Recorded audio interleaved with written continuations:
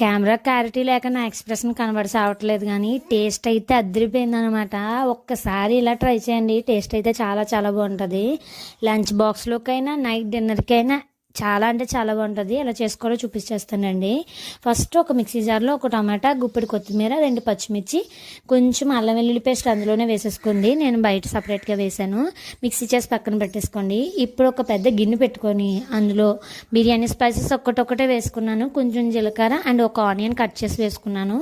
Onion మొత్తం మంచిగా brown colour వచ్చేంత వరకు ఫ్రై చేసుకొని తర్వాత మనం ఈ పేస్ట్ రెడీ చేసుకున్నాం కదా, అది వేసుకోవాలి. మీరు కాస్ట్లీగా చేయాలనుకుంటే జీడిపప్పు కూడా వేసుకోవచ్చు, నా దగ్గర లేదు ప్రస్తుతానికి.